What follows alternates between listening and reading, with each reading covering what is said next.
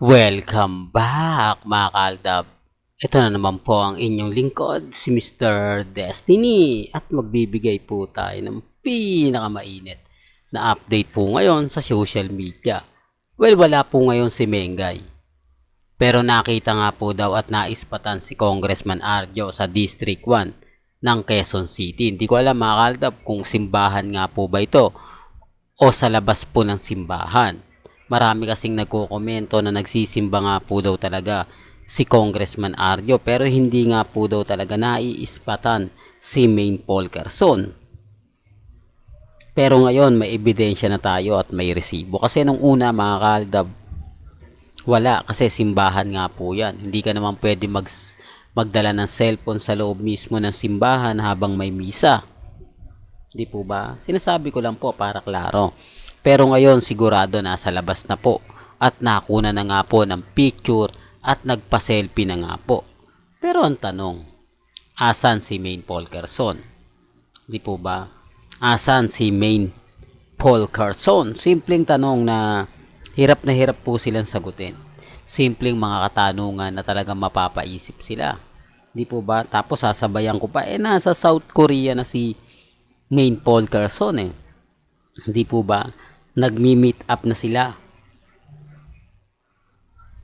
ni Alden Richards. Di po ba? Sabi ko nga po sa inyo, hindi naman po magtatagal si Alden Richards sa Los Angeles. Di po ba? Agad-agad naman pong uuwi yan dahil marami na nga po.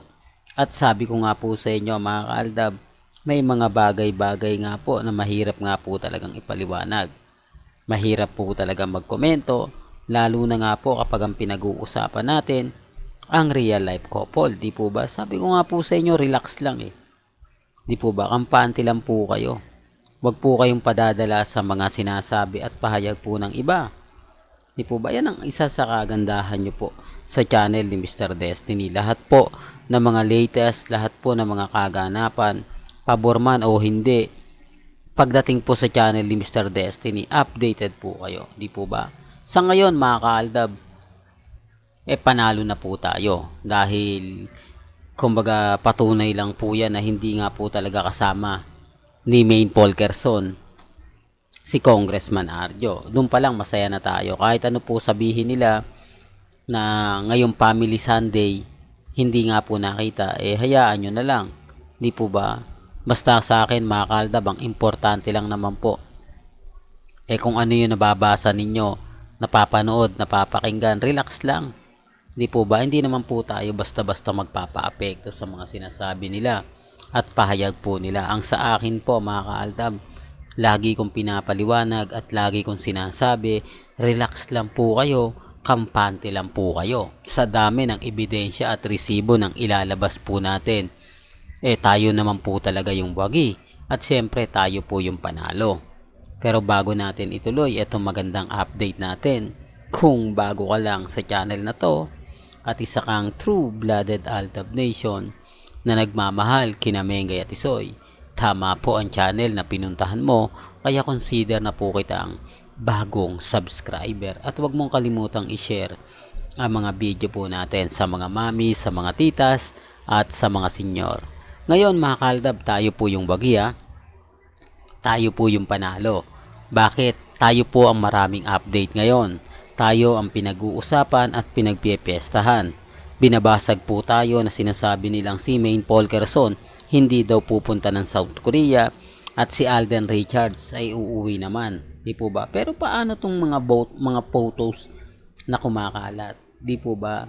Na nakukuha po natin. Sa totoo lang po, hindi naman po nila yan ipopost eh. Hindi naman po talaga nila yan ipapakita. Alam nyo kung bakit? Siyempre, kumbaga malaking sampal po sa kanila yan eh. Lalo na po kapag sinabi nila na ganito ganyan, etc. etc. Real talk mga kaaldab. Yung mga nagpapakalat po ng maling impormasyon, bahala na po. Ang sa akin lang po, ebidensya at resibo. Kaya nga sabi ko sa inyo, sino nga po ba mas sikat? Si Congressman Arjo, si Mengay. Katulad po ng babae, sino nga po ba sa tingin po ninyo? Siyempre, sasabihin nila kay congressman na kasi palalagpasin nyo nga po ba si Mengay kapag nakita nyo? Siyempre, yung iba curious. Tapos sasabihin nila, na hindi maganda si Main, hindi siya ganong kaseksiyan, siyempre marami makaka-relate noon, marami magre-react noon. Di po ba? Na titignan ko nga kung maganda talaga si Mengay, titignan ko nga talaga kung sexy ba si Mengay. Oh, dito pa lang panalo na po ako, di po ba mga kaaldab? Dito pa lang ramdam nyo na. Alam niyo sa totoo lang po mga kaaldab, kahit marami nagre-react sa akin, ha? Dapat yan Mr. Destiny, hindi mo na ina-update eh. Dapat yan, hindi mo na pinapaliwanag.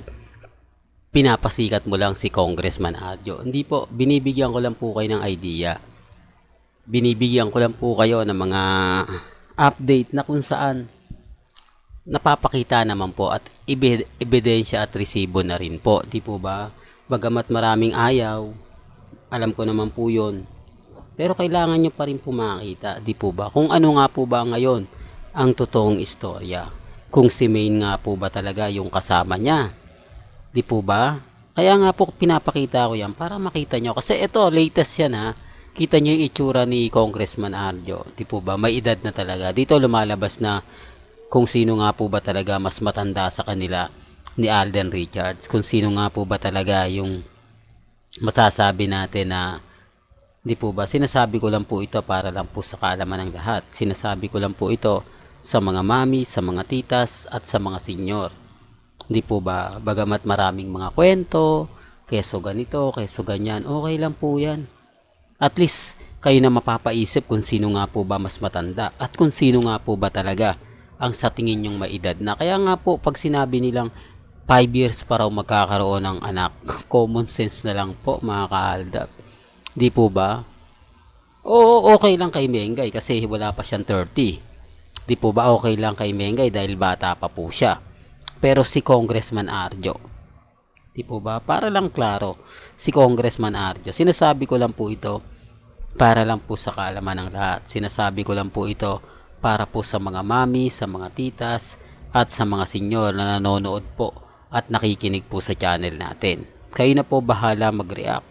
Di po ba kayo na po bahala magkomento kung sa tingin po ninyo na mali na naman ako at sila yung tama, na lahat ng sinasabi ko paasa lang, pero kita nyo naman po ang ebidensya at resibo. Hindi naman po tayo mag-a-update lang na wala.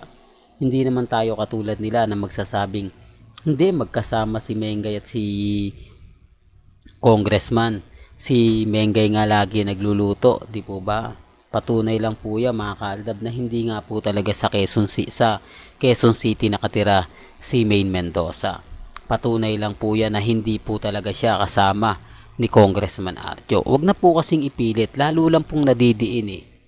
Hindi po, gaya nga po ng isang kumbaga post sa social media na mag-isa lang po si Congressman Arjo. Hindi niya kasama si Mengay, kasama niya yung mga staff niya.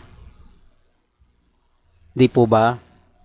Dapat yon sinasamahan siya ni Mengay. Although sabihin natin na kumbaga hindi naman obligasyon ni Main Polkerson, Mr. Destiny na sumama lagi kay Mengay. Hindi niya naman obligasyon na kailangan lagi siya nasa tabi ni Mengay. Di po ba? Wala naman pong pilitan ng mga ganon. Ang punto ko lang mga kaaldab, gaya nga po ngayong weekend.